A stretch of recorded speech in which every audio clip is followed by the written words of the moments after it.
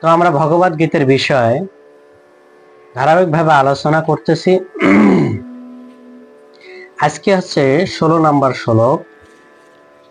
তো দ্বিতীয় অধ্যায়ের 16 নম্বর শ্লোকে বর্ণনা করা হবে ভগবান কৃষ্ণ অর্জুন হয়তো বিশ্বাস করতে না পারে ভগবান কৃষ্ণের কথা, তাই তিনি অন্য মহাত্মাদের উদাহরণ দিয়েছেন। আমরা অনেক সময় আপন লোকের কথা বিশ্বাস নাও করতে পারি, তাহলে কি করে বিশ্বাস করতে পারে না, যদি কোনো মহাত্মাদের কথা বলা হয় তাহলে সেই কথাটা বিশ্বাস করা যেতে পারে। আমরা কলিযুগে জীব, ভগবান সেটাই বলছেন। তো চলুন আমরা 16 নম্বর শ্লোক আমরা শ্রবণ করি, এরপরে বাকিটা আলোচনা করব। নাশত বিদ্যতে ভবনবা বিদ্যাশতঃ উভয়োরপি দৃষ্টান্ত স্থানম বিদর্শনী। এই শ্লোকের অনুবাদ বলা হয়েছে, তত্ত্বদ্রষ্টাগণ সিদ্ধান্ত করেছেন যে অনিত্য জড়বস্তু বা জড়দেহের স্থায়িত্ব নেই এবং নিত্য বস্তু আত্মা কখনো বিনাশ হয় না। তারা উভয় প্রকৃতির সম্বন্ধে অবগত হয়ে এই সিদ্ধান্তে উপনীত হয়েছেন।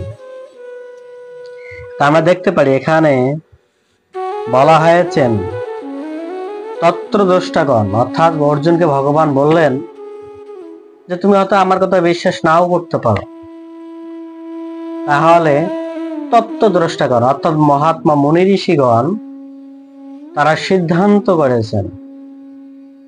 আমাদের যেমন শাস্ত্রের দ্বাদশ মহাজন আছেন, এই দ্বাদশ মহাজন শাস্ত্রকে প্রতিষ্ঠিত করেছেন। আমাদের মনে রাখতে হবে, যদি আমরা কোনো কিছু করতে চাই তাহলে আমাদের কি একজন প্রকৃত সত্যবান ব্যক্তির কাছে আমরা তত্ত্বগত লাভ করতে পারি। তো আমরা শাস্ত্রকে বিশ্বাস করব কি করে, শাস্ত্রকে অধ্যয়ন করব কি করে, এটাকে আসলে আদৌ মহাত্মা বা তত্ত্বদ্রষ্টাগণের দ্বারা কি স্বীকৃত না স্বীকৃত না, সেটা আমাদের মনে রাখতে হবে। পৃথিবীতে অনেক শাস্ত্রে আছে, কিন্তু সেই শাস্ত্র যথার্থ কিনা সেটা আমাদের বিচার করার জন্য তত্ত্বদ্রষ্টা অর্থাৎ দ্বাদশ মহাজনের অনুমোদিত প্রয়োজন। যেমন বাংলাদেশের যদি কোনো কারেন্সি অথবা টাকাকে চলতে হয় তাহলে তার সরকারের অনুমোদিত প্রয়োজন। কেন? যেহেতু বাংলাদেশের গভর্নমেন্ট হচ্ছেন কি পাওয়ারফুল, অর্থাৎ তার কাছে পাওয়ার আছে, সে এটাকে স্বীকৃতি দিলেই সেটা সচল। কিন্তু সেই টাকাটা যদি বাংলাদেশে অনুমোদিত না হয়, গভর্নমেন্টের অনুমোদিত না হয়, তাহলে সেই টাকাটা যতই বড়ই হোক না কেন সে কি হয়, অচল হয়ে যায়, তার কোনো ভ্যালু নেই। ঠিক সেরকমই শাস্ত্র যত বড়ই হোক না কেন, তত্ত্বদ্রষ্টা অর্থাৎ দ্বাদশ মহাজনের অনুমোদিত প্রয়োজন। আমাদের মনে রাখতে হবে, আমাদের দ্বাদশ মহাজনের স্বীকৃতির দ্বারা শাস্ত্র প্রণীত হয়। এখানে ভগবান আজকে বলছেন তুমি হয়তো আমার কথা নাও বিশ্বাস করতে পারো, বা আমার কথা তোমার হয়তো কি ভালো নাও লাগতে পারে। এই জন্য ভগবান এই শ্লোকে বলছেন তত্ত্বদ্রষ্টাগণ সিদ্ধান্ত করেছেন। কি সিদ্ধান্ত করেছেন? যে জড়দেহ হচ্ছে অস্থায়ী আর আত্মা হচ্ছে অবিনাশশীল, নিত্য। আমরা এর আগেও আলোচনা করেছিলাম যে দ্বিতীয় অধ্যায় হচ্ছে ভগবদ গীতার বিশ্লেষণ। কি বিশ্লেষণ? আমাদের দেহটা কিভাবে গঠিত সেটাকে বিশ্লেষণ করা হয়েছে। আজকে এখানে বলছেন যে জড়দেহ কি বিনাশশীল।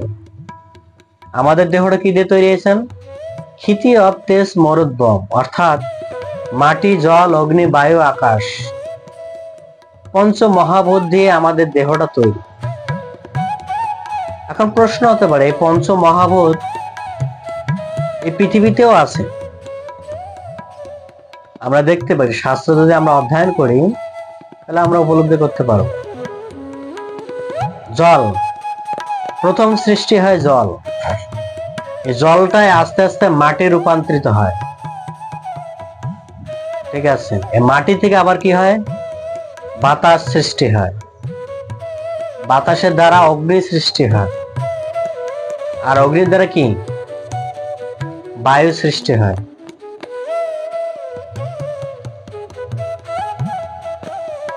এই পঞ্চ মহাভূত দিয়ে আমাদের দেহটা তৈরি। আমাদের পঞ্চ মহাভূত পৃথিবীতে আছে, এরকম না পৃথিবীতে নেই। ভগবান বলছেন, আমি এসেছি প্রকৃতির, অষ্টা প্রকৃতির। ঠিক আছে, ভগবদ গীতা এখানে ভগবান বলছেন এই পঞ্চ মহাভূতের মাধ্যমে আমরা এই দেহটা পেয়েছি। আমরা দেখতে পারি এই ডাক্তার এই দেহটাকে কেটে অপারেশন করে, সেখানে সেলাই দেয়, সেটা অটোমেটিক জোড়া লাগে। কিভাবে? কারণ এটা মাটির দেহ। মাটিকে আপনি যতই কাটেন না কেন, সে অটোমেটিক সেখান থেকে ভরে যায়। ঠিক আছে, কেন? কারণ এটা অনিত্য বস্তু। আমাদের দেহটা যখন আত্মাটা না থাকে, তখন দেহটা কি হয়? আর চলতে পারে না। তখন দেহটা অটোমেটিক গন্ধ সৃষ্টি তৈরি হয়, অর্থাৎ পচানো ভাব শুরু হয়। 24 ঘন্টা আপনি রাখেন, দেখবেন অটোমেটিক সেই দেহটা গন্ধে রূপান্তরিত হয়ে যায়। কেন? কারণ আত্মা আছে, অর্থাৎ আত্মা যদি না থাকে দেহের মধ্যে, তাহলে এই দেহ কখনোই চলতে পারে না। আত্মাটা কি? আত্মাটাকে যে যার মতো ডাকে, কেউ আল্লাহ ডাকে, কেউ গড ডাকে, কেউ বুদ্ধ হিসেবে ডাকে, কেউ ভগবান হিসেবে ডাকে। বিভিন্ন ক্যারাইটিস ভাবে আত্মাকে ডাকে। ঠিক আছে, কিন্তু আমাদের মনে রাখতে হবে, সে আত্মায় যদি সবকিছু হয়, তাহলে আমরা পৃথিবীতে এত দ্বন্দ্ব করার কি কারণ আছে? পৃথিবীতে এই যে এত ঝগড়া মারা কেন? কারণ এটার কারণ হচ্ছে আমাদের দেহের চাহিদাকে মেটানোর জন্য। যদি এই দেহের চাহিদাকে মেটানো যেত, তাহলে মানুষ যারা এই পৃথিবীতে কোটিপতি আছে, তারা তো ব্যর্থ হচ্ছে কেন? কারণ এটা কখনোই সম্ভব না। জল কখনো পিপাসা মেটাতে পারে না। ক্ষণস্থায়ী পিপাসা আসে, আবার পুনরায় জলের পিপাসা পায়। কেন? কারণ এটা আমাদের অভাবেই তৈরি করা আছে, কেউ এটাকে মেটাতে পারে না। প্রশ্ন করতে পারে অনেকে,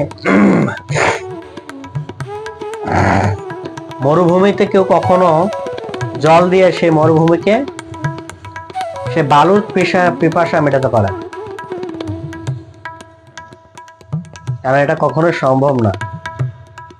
ঠিক সেরকমই আমাদের দেহের চাহিদাগুলি ঠিক এরকমই, আমরা কখনো একে মেটাতে পারবো না।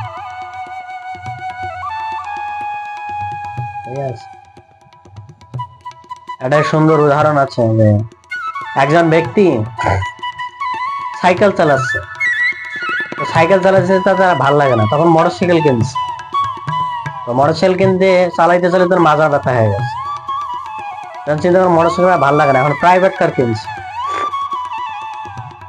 কার কিনছে, সেটাও চালাতে চালাতে আর কি ঘড়ি বেড়ে যাচ্ছে, তখন আর ভাল লাগে না। জিমে গেছে, ভর্তি হয়েছে, জিমে বলছে যে আপনাকে প্রতিদিন আবার পুনরায় 1 ঘন্টা করে সাইকেল চালাতে হবে। কেন? তাহলে প্রথমে সাইকেলটাই তো ভালো ছিল,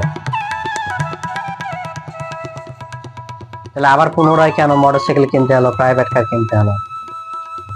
এটা কারণ হচ্ছে আমাদের চাহিদা। আমাদের দেহটা যেভাবে আমরা গড়াবো সেভাবেই হবে। যেমন ভগবদ গীতা বলছেন এটার দেহটা গেছে ভূমি বা তো জমি। আপনি এই জমিতে ভালো চাষ করতে পারেন, খারাপও চাষ করতে পারেন, সিদ্ধান্ত আপনার, কি করবেন আপনি। যদি আমি ভালো বীজ রোপণ করি দেহের মধ্যে, জমির মধ্যে, তাহলে আমি ভালো ফসল পাবো। আর যদি আমি খারাপ বীজ রোপণ করি, তাহলে সে জমিতে কখনোই বীজ রোপণ হবে, সেখানেই নষ্ট হয়ে যাবে। ঠিক সেরকমই আমাদের দেহে আমরা যা কিছু করব, সেটার প্রভাব এই জগতে বিস্তার হবে, প্রভাবিত হবে। আমরা দেখতে পাচ্ছি বর্তমান পৃথিবীতে সেটাই হচ্ছে। সরকারকে ভালো লাগানো উচ্ছেদ করে দিলে আর এক সরকার এসে বসছে, সেও যে ভালো কি প্রমাণ আছে? তখন চিন্তা করছে আমি নিজেই বসি, আমি নিজেও ভালো না। কারণ এটা কখনো সম্ভব না। আমরা জমি আমাদের ভালো বীজ দেওয়া প্রয়োজন, তাহলে না ভালো ফসল হবে। আমাদের জমিতেই হচ্ছে উর্বর, সেখানে কি করে ভালো বীজের আশা করতে পারে? আজকে শিক্ষাচ্ছে ভগবান অর্জুনকে সেটাই বললেন, দেখো তুমি আমাকে তো বিশ্বাস না করতে পারো, কিন্তু মহাত্মাগণ সিদ্ধান্ত করেছে